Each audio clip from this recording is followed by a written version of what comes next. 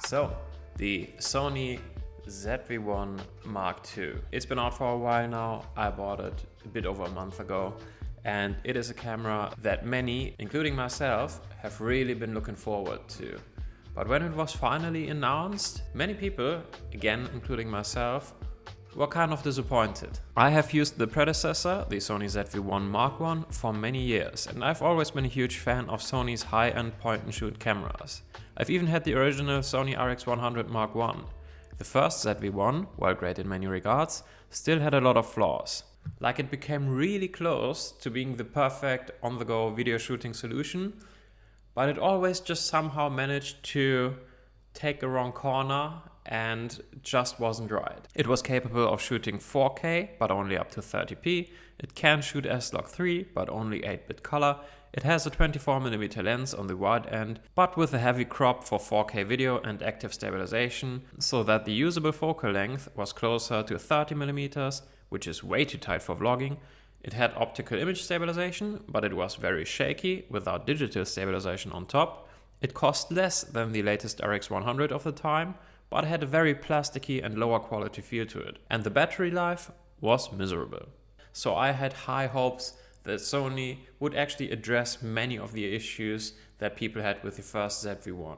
So what we've been asking for was a wider lens, better stabilization, 10-bit color, maybe 4K 60, maybe even better battery life, a higher quality case, more in line with what the RX100 line used to offer, would also be much appreciated, and so on. Well, first, last year Sony released the Sony ZV-1F, which wasn't a real successor to the Sony ZV-1. It was kind of just there, and it was a huge embarrassment because it only offered a 20mm fixed lens, but it cut a lot of the features that people actually really liked about the ZV-1, like the great autofocusing system and the stabilization and so on. But anyway, that was kind of the weird one out, and it was also a lot cheaper than the ZV-1, so surely Sony wouldn't let us down with the actual ZV-1 successor, right?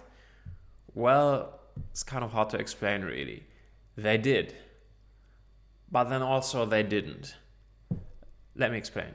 I have by now used the ZV-1 Mark II extensively, and I would rate my overall experience of using this camera as very enjoyable indeed. That statement does, however, come with a few caveats. So, let me tell you a few things about this camera, and then let's compare it to its predecessor, and just for shits and giggles, also a full-frame Sony camera. Oh, and also, unlike most other reviewers, and also apparently Sony themselves, I don't think that this is necessarily like an entry-level camera that should only be aimed at people who do not have any experience shooting with like a more professional camera setup. I actually think that this is a way more serious camera, or at least that it could be, and that if Sony went full force into that direction, that they could actually make this camera a lot more attractive. So, let's get into it. So, this is obviously a point-and-shoot camera with an integrated lens. Unlike its predecessor, it does, however, now feature an 18 to 50mm lens with a f1.8 aperture at the wide end that stops down to f4 at the long end, whereas the first-gen ZV-1 featured a 24 to 70mm equivalent with an aperture of f1.8 at the wide end, but that only stopped down to f2.8 at the long end. The Mark II still shoots 4K up to 30 fps and still only in 8-bit. It also now doesn't have optical image stabilization anymore, and the digital stab still comes with a fairly heavy crop. Other than that, not much has changed. A few minor things here and there, like the integrated mic that is now slightly better, but nothing to write home about. So overall, that might sound rather negative, especially when you keep the price in mind, which by the way has dropped over $100 since it's released earlier this year in May, so like 3 months ago. And yeah, sure, I also would have hoped for more and better features, but at the same time I do have to admit that I had a great time using this camera in the real world. If you want to see sample footage of this camera, you can simply watch any of the vlogs I published last month of a road trip through southern England. Those vlogs were 90% shot on the new ZV-1 Mark II, with a few shots here and there from my a7 IV, my iPhone, and maybe my DJI Action 2 sprinkled in. For some reason, it wasn't until very recently that I actually found a good solution to grade the S-Log2 files that come out of these smaller Sony cameras. Because in my experience, the S-Log2 files from these ZV-1 cameras behave very differently in my editing software compared to the S-Log2 files out of my Sony a7 IV. With my new custom LUTs though, I think the video clips look really pleasing. And yes, every shot taken with the ZV-1 that you will see in this video was shot in S-Log2. Great colors, very decent dynamic range for a camera with a 1-inch sensor, very smooth highlight fall off, even in harsh sunlight, overall just pleasing to the eyes. Also, I think that the 18mm lens is wide enough for vlogging, even with the crops added on top, which put the usable focal length somewhere in the neighborhood of a 22mm, who really knows, but I think it works. And you still get a bit of bokeh. Might not be much, but it makes a difference. It looks a lot better than an action cam would, in my opinion. Let's not fight about that. The digital stay works good enough most of the time, but it's a bit jittery every now and then. Wasn't a huge problem for me though. You can also apparently get better results if you don't shoot with active stabilization applied in camera, but rather with the unstabilized footage and stabilize it in post using Sony's Catalyst Browse software. But I've honestly never done that because that would add an extra step, an extra time. And this camera, or these ZV-1 cameras in general, are all about convenience for me. And also again, in my opinion, the active stabilization in camera works well enough, at least for my use cases. Oh, by the way, basically all the shots from the ZV-1 you'll see in this video were taken with the aperture wide open. So even with the internal ND, my shutter speed was often way beyond 1/50th of a second. And honestly, I know that's frowned upon, but I prefer the look of having the aperture wide open, and as a side bonus, having a higher shutter speed is also better for the electronic stabilization. So yeah, might be a bit less cinematic, but it works for me. With that being said, you can glue a filter holder to the front end of your lens, like I've done with my Gen 1 ZV-1, but I haven't done that with the Gen 2 yet. It's a bit more cumbersome and looks a bit weird, but hey, this way you can at least use an additional ND filter or a black Pro Mist filter, or maybe even stack them on top of each other and make your videos look a lot more professional.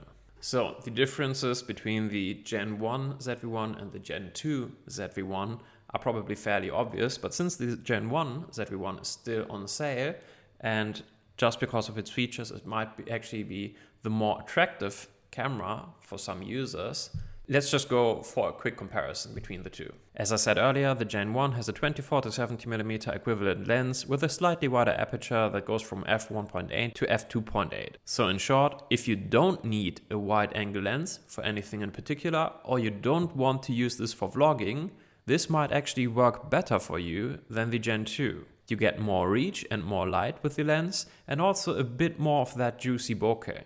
So if, for example, most of the shots that you take are taken on a tripod anyway, and maybe you're just talking to the camera from a distance, well, you should probably actually consider getting the Gen 1. However, if you want to use your camera for handheld vlogging, the first gen is not for you.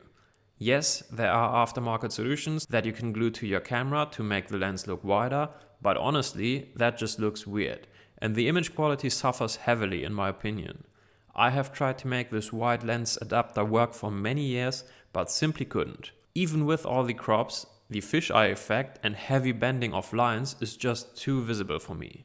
Plus, the whole thing looks and feels just sketchy. There are apparently also different solutions which might work better, but honestly, if you take away the compact size of this camera, you might as well just go for the ZV-10 or a similar camera from another brand. So what I'm trying to say is that the compact size of the ZV-1 is its main feature. If the ZV-1 with its 1-inch sensor was as big as my Sony a7 IV, I would never even consider it. So yeah, keeping it small and keeping it compact, in my opinion, is actually really important. And if you don't mind having a bigger camera, you should seriously take a look at the ZV-10 or maybe something like the Fuji XS20 or whatever. One little detail that I haven't seen anyone mention yet is that the Gen 2 is a lot faster to turn on and to turn off than the Gen 1. That might not sound important, but in my experience that makes a huge difference. Especially with a camera that is meant to be used as a run and gun camera to capture all of those little in-between and real-life moments. So this camera being a lot faster is actually much appreciated. And while I was editing this video, I noticed that there is another flaw that I forgot to mention, and that is the fact that this camera is incredibly susceptible to magnets, meaning that it turns on automatically every time it gets near a magnet. And considering that there are magnets in just about everything nowadays, especially in items that you would keep in your bag or backpack, like your iPhone, iPad, MacBook, maybe a flashlight, maybe your AirPods, whatever it may be, this camera has a tendency to turn on in your bag a lot. It is super annoying, and that means that oftentimes when I put this camera out of my backpack, the battery is completely drained, and I do also have a suspicion that this might actually end up damaging the lens because the lens cannot fully extend when it's in its little pouch. And yeah, so that is annoying. The only solution for that problem that I've found so far is, well, for one, keep it as far away from magnets as possible. But that is easier said than done because, again, there are magnets everywhere. And the other solution would be to take the battery out of the camera, but that is equally annoying because that means that the camera simply isn't ready to go at all times. So yeah, kind of an issue, not a deal breaker necessarily, but definitely something that I hope that Sony will fix for the ZV-1 Mark III. Lastly, let's compare the Sony ZV-1 Mark II with the Sony a7 IV with a Tamron 20 to 40mm f2.8 lens strapped to it. This comparison right here is not entirely fair though, as I shot these clips in S-Log3 with my Sony a7 IV and in S-Log2 with the ZV-1 II. The ZV-1 can actually also shoot S-Log3, but it doesn't make any sense whatsoever because you only get an 8-bit color codec, and with S-Log3 that would just push the files too far and they kind of fall apart. With the a7 IV, however, shooting S-Log3 in 10-bit is just a breeze. You get dynamic range for days, the low light performance is of course on another level, as is the look and the image quality overall. But yeah, not much of a surprise, as the a7 IV is a much bigger and much more professional camera.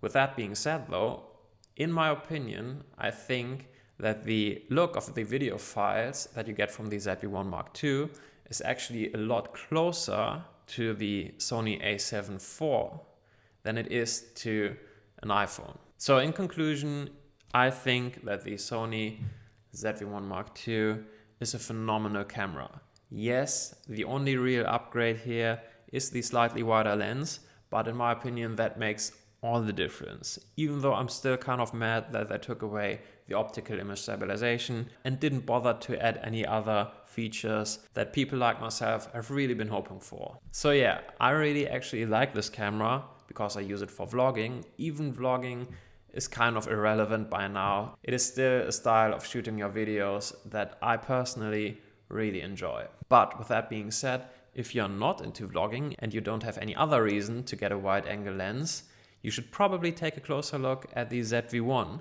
Gen 1, especially because that camera has now also gotten a lot cheaper. And also you can use a lot of Sony's accessories which are somehow really underappreciated. Like for example their wireless Bluetooth lav mic system. No cables required, just plug that guy in, turn it on and start recording. That makes life so much easier for those quick grab and go shots. So to end this video, I've had a lot of time using the Sony ZV-1 Mark II and I will continue to use it as my sort of daily video shooter. With that being said though, I still do hope that they address a lot of the things that we were hoping for with the Gen 2 ZV-1 in the next generation, because I would really still appreciate having like better battery life and especially 10-bit color, but we'll see about that, I guess. Anyway, that's all I got for you today. Thank you so much for watching. Please subscribe if you want to see more videos, and until next time, take care. Bye.